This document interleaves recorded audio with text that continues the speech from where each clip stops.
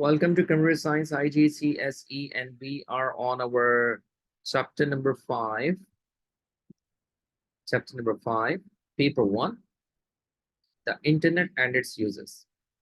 In the last lesson, we have discussed about the digital currencies, right? And how the digital currencies are going to be used and accepted all over the world.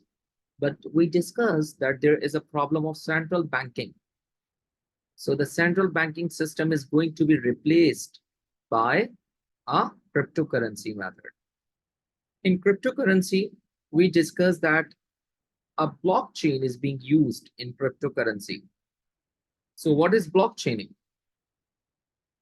Blockchaining is a decentralized database. All the transactions of network members are stored on this database. So you have a computer and the computer Yeah, is connected with the members. This is member number 1. This is member number 2. And this is member number 3. So you can see all the computers are connected with the central computer, right? This one. yes. So whatever they are doing, the members, whatever any member is doing, it is being stored here on the central server. You can say it's server or a computer or a database. So I'm writing DB, database. So whatever the transactions is going to be done by the members, that transactions are stored on the database. Essentially, the blockchain consists of a number of interconnected computers. Look, I draw blockchain, computer number 1, computer number 2, and computer number 3. So these all computers are connected and make a network. This network is called blockchain. So the blockchain consists of a number of interconnected computers, but they are not connected to a central server. All transactions data is stored on all computers in the blockchain network. So whatever the transactions are going to be take place in these computers, they are easily going to be reach out for their transactions. So the transactions are not going to be hidden. The transactions are always shareable. So every member is aware what transactions is going to be done. And all the things are stored here on this database, right? Okay. Yeah. Whenever a new transaction take place, all the network computers get a copy of the transaction. So it means if computer 1 is going to do any transaction, computer 2 and computer 3 will get the copy of it. So everyone is come to know what is going on. Therefore, it cannot be changed without the consent of all the network members. So whatever the transactions are done, whatever the decisions are done, every member have to agree with it. This effectively removes the risk of security issues such as hacking. Blockchain is used in many areas. Yes, if any computer is being hacked, so other computers are there to protect it and to recover it. So there is a very less chance of hacking in blockchaining networks because they are decentralized. Like they are not connected with any particular server. They are connected the computers among them. So there is no chance of hacking. So blockchain is present in cryptocurrency, exchange, smart contracts, research, politics, and of course, education. How blockchain works? Whenever a new transaction takes place, a new block is created. Yes. So whenever a computer is going to do any transaction, look. So for the new transaction, a new block was created or and then what is in this box? There are 3 things in this box: data, hash value, and previous hash value. So in one blockchain box or a block, there are 3 things. What are they? Tell me. Data. They are the data, hash value, and previous hash value. So what happened when the new box generated? Let's see. You see this box number 1. This is a hash value. What is the hash value? A4DF. And the previous hash value is 000 because there's no transaction here. And once a new block is created, you can see the previous hash value is using there, AFBF, and a new hash value will be generated. When a new transaction moves on, you can see 6AB1 will be the previous and a new transaction will take place. In this way, the hash value is being created all the time with a new block. This hash value is unique to each block and includes our timestamp. So you can see every hash value is different. That is why it is called as unique. And it also includes a timestamp which identify when the event take place, like at which time you are going to make a transaction. So the timestamp is always going to monitor the timings. Hash value is a unique generated new at every blockchain box. And the previous hash value is a last hash value which is being used by the box or a block. Is it okay? Yes. Great. So you can see here, it is clear from figure 5.9 how these blocks are connected. So you can see every block is connected with the previous hash value. You can see here. Did you notice this arrows? These Yes. arrows tells you the connection, the interconnectivity among the blocks, right? So block 1 is known as the Genesis block. Since it does not point to any previous block, you can see here, I told you there is no transaction. So there is no previous block. So 1 is considered as Genesis block, right? Yeah. Okay. Now, suppose block number 2 is changed in some way. Any changes to the data with the block 2 will cause the value of the hash to be changed. Yes. While you move to the next block, you see the previous hash value is using here, but a new unique hash value will be generated. So that is the reason the block value is changed. The previous hash value is just for the reference of the previous transactions. So this is how it works, right? Yes. Okay. Now, activity 5.2, question number 1A. A blockchain has 7 blocks. How many? 7. Draw a diagram to show how they are all connected from a blockchain network, right? As well as Yeah. you have to write down about blockchaining first. Once you're done with this, let me know. I will move you to the next slide. But you need to write down in your own wording, okay? Okay.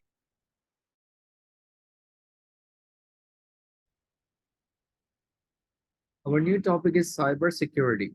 Cybersecurity threats. Keeping data safe is extremely important. It may be personal data that you wanted to keep within your family or close friends, or it may be a commercial data such as passwords and bank details. So, cybersecurity threats. If you are connected on internet, it means you are under threat.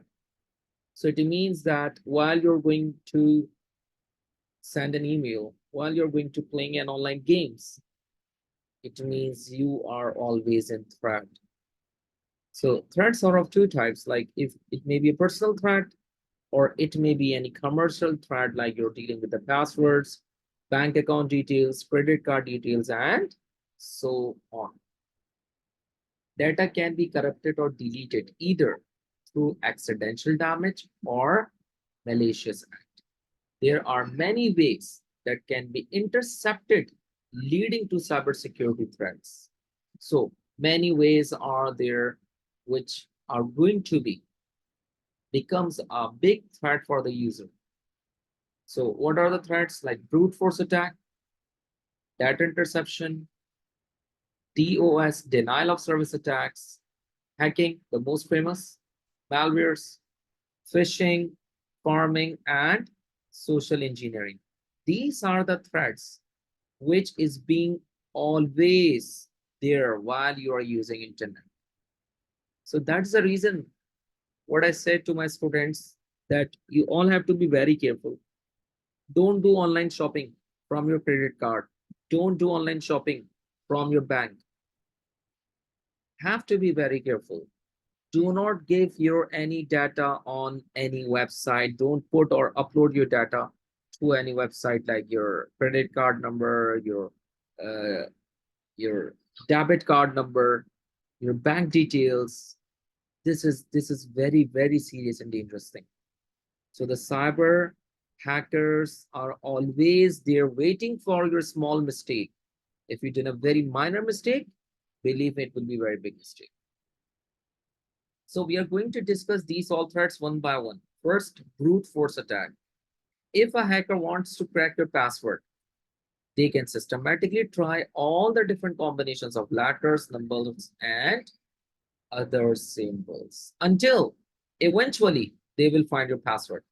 Like if I'm a hacker and I'm going to attack on Muntaha, so I must try some unique passwords for Muntaha. And maybe one of the password is going to be accepted. This type of guess is called brute force attack. Is that okay? Yes. Okay. So one way to reduce the number of attempts needed to crack a password is to first go through a series of logical steps. So how do the hacker is going to crack your password? Number one, check if the password is one of the most common ones used. The 5 most common passwords are 1234566, password, poetry, 11, ABC 123. Yes, these are the most common passwords. Every fourth or fifth person using this password. Since these simple passwords are seen so many times, it is a good place for the hacker to start. So do you understand how the Yes. hacker is going to crack the password? He's going to apply a brute force. It means he's going to guess the Attack. password, apply some different combinations. And luckily, if he got a unique and an accurate combination, and he will get somebody's access, somebody's computer access, email access, or bank account access. Right? Yes. Number two, if it is not in the common password list, the next thing to do is to start with a strong word list. This is a text file containing collection of words that can be used in brute force attack. Some programs will generate a word list containing a millions word. Nothing less, this is still a faster way of checking or cracking a password. So it means if he is not going to be successful in guess your password, so the next step is to generate an automatic list of millions of passwords, and the person is going to guess the one by one step. So maybe in 1 million passwords, any of the password matches his search, and he will get access. This type of thing is called brute force attack. Is that okay? Yeah. Yes. Next is data interception. Interception is a form of stealing data by tapping into a wired or a wireless communication. The intent is to compromise the privacy or to obtain confidential information. Did you ever heard a word that somebody is tapping your call, somebody is tapping the information? That tapping or recording of a call is called data interception. Is that okay? To record Yes. somebody's call on a telephone or on a mobile is called tapping. And tapping means data interception. So interception can be carried out using a packet sniffer, which examines data packets being sent over a network. The intercepted data is sent back to the hacker. So do you remember the packet sniffers and the packet switching? In a packet switching, the data is Yes. sent in a form of small packets. So with the help of a packet sniffer, these packets are going to be rerouted to the hacker, and the hacker is going to receive these packets and is going to record the things. Is that okay? Yes. So it is done on a Wi-Fi or a wireless. That interception can be carried out using war driving, sometimes called access point mapping. This method, in this method, data can be intercepted using a laptop or a smartphone antenna and a GPS device. So war driving is a bit different. In a war driving, you have antenna, smartphone, laptop, right? You're not going to intercept the data packets, just like I teach you about. In a war driving, you're going to take the data with the help of a laptop, a smartphone. You're going to take the signals from the antenna, a GPS device is there. So you're going to set up a complete set of technology, and then you're going to take somebody's data, right? Yes. So I teach you cybersecurity. First, you need to write down about the cybersecurity and its types. Then you need to write down 3 points on brute force attack. Is that okay? Okay. Yeah. I will.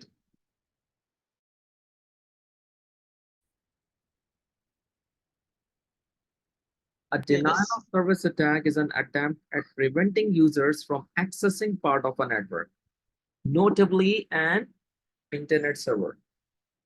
This is usually temporary, maybe a very damaging act or a large breach of security. It doesn't just affect the network. An individual can also be a target of such attack. Basically, what happened? A team of hackers is going to hack a whole server or whole network so that all the computers which are connected to that network is going to be infected. Maybe the hackers are going to send a virus. Maybe they are going to hack whole network, all computers, and take the information, take the bank account details, credit card details, anything. So that type of attack is called denial of service attack, right? So the users are not able to access the network, the server, and the whole network goes down. So what happened? The attacker may be able to prevent a user from accessing their emails. So while you are going to be a victim of DOS, you're not able to accessing your emails, you're not going to browse the websites, and you're not going to access your online banking. So this is very, very dangerous. One method of attack is to flood the network with a useless spam traffic.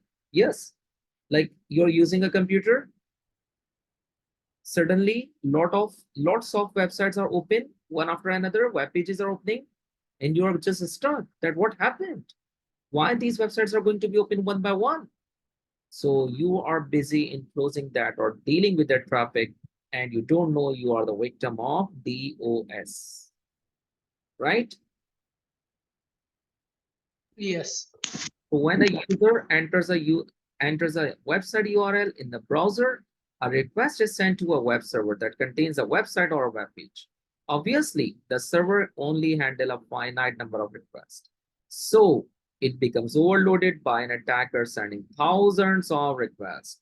So they are talking about a server like Google server or Yahoo server. So once the Yahoo server and Google server is going flooded with lots of requests, 1 billion requests in a second. So definitely the server becomes busy. And that is the trick. The attacker is going to attack